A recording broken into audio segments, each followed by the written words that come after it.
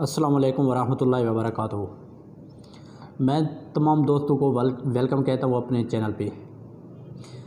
आज मैं आप लोगों को एक बात बताने वाला हूँ, एक कहानी सुनाने वाला हूँ जो कि बहुत ही सैड है, बहुत ही दुख भरी है।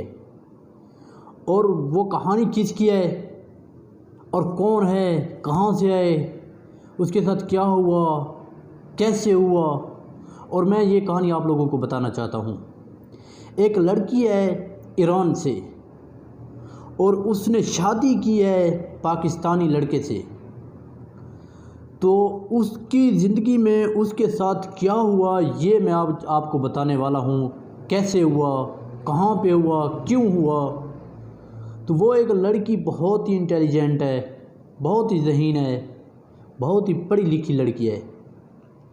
और उसका जो फैमिली बैकग्राउंड है वो बहुत अच्छा है, स्ट्रॉन्ग है। और यहाँ का जो लड़का है पाकिस्तान का, वो भी बहुत आला फैमिली से ताल्लुक़ रखता है, मतलब है बलोच ख़ानदान से। वो बलोच है जिससे उस लड़की की शादी हुई। तो आज चलते हैं आगे।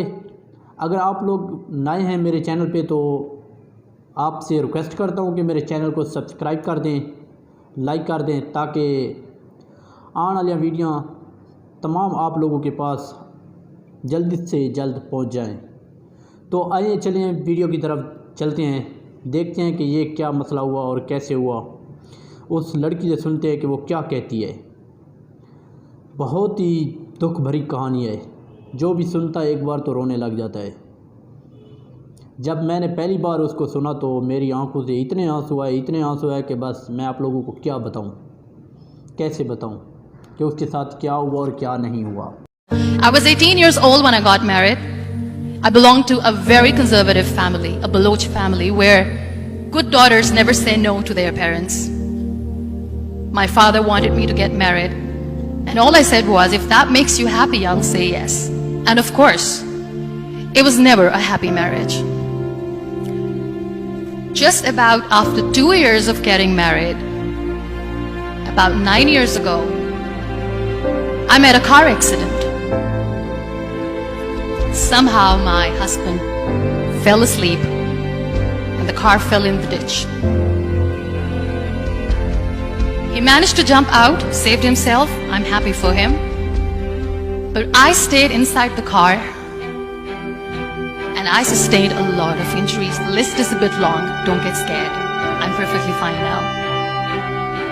Radius ulna of my right arm were fractured. The wrist was fractured. Shoulder bone and collarbone were fractured. My whole rib cage got fractured. And because of the rib cage injury, lungs and liver were badly injured. I couldn't breathe. I lost urine and bowel control. That's why I have to wear the bag wherever I go. But that injury that changed me and my life completely as a person, and my perception towards living my life, was the spine injury. 3 vertebrae of my backbone were completely crushed, and I got paralyzed for the rest of my life. So this accident took place in a far-flung area in the outskirts of a very small province, Balochistan, where there was no first aid, no hospital, no ambulance. I was in the middle of nowhere in that toppled car. Many people came to rescue. They gave me CPR. They dragged me out of the car. And while they were dragging me out, I got the complete transection of my spinal cord. I finally ended up in a hospital where I stayed for 2.5 months. I underwent multiple surgeries. Doctors have put a lot of titanium in my arm. There's a lot of titanium at my back to fix my back. That's why people in Pakistan call me the Iron Lady of Pakistan.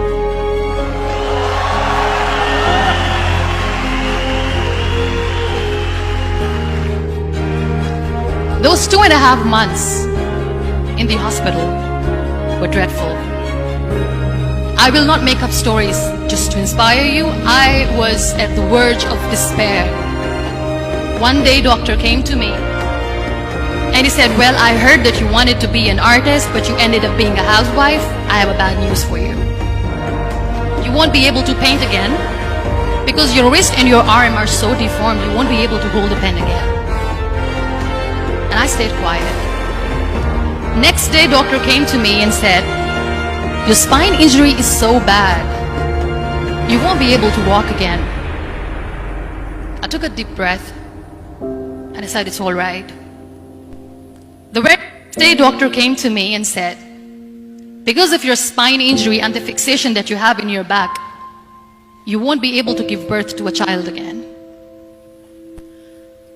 That day, I was devastated. I still remember, I asked my mother, why me?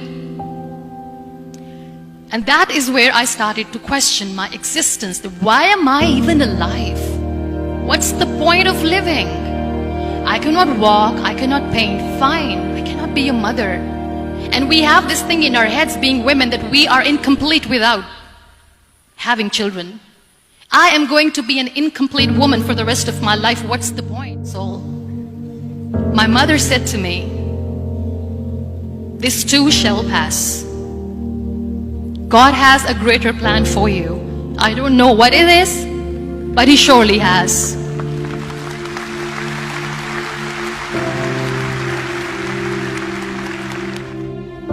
So what kept me going was, one day I asked my brothers, I know I have a deformed hand, but I'm tired of looking at these white walls in the hospital and wearing these white scrubs. I'm getting tired of this. I want to add more colors to my life. I want to do something. Bring me some colors. Bring me some small canvas. I want to paint. So the very first painting I made was on my deathbed, where I painted for the very first time.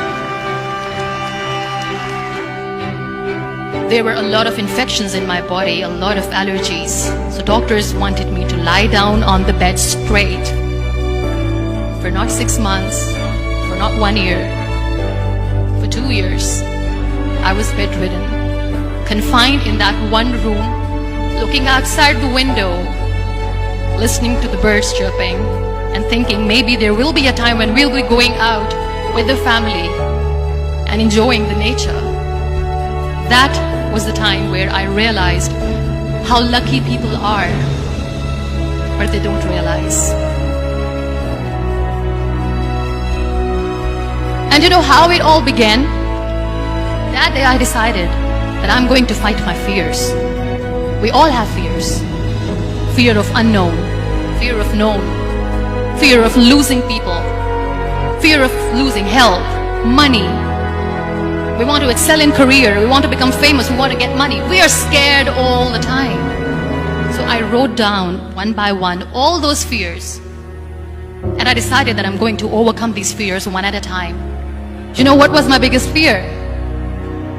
Divorce. Work.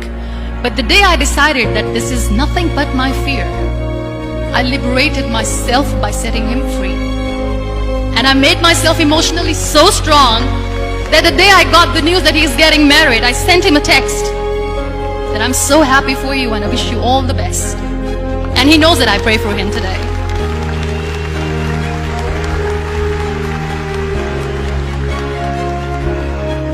My biggest fear, number 2, was I won't be able to be a mother again. And that was quite devastating for me. But then I realized there are so many children in the world, all they want is acceptance. So there is no point of crying, just go and adopt one. And that's what I did.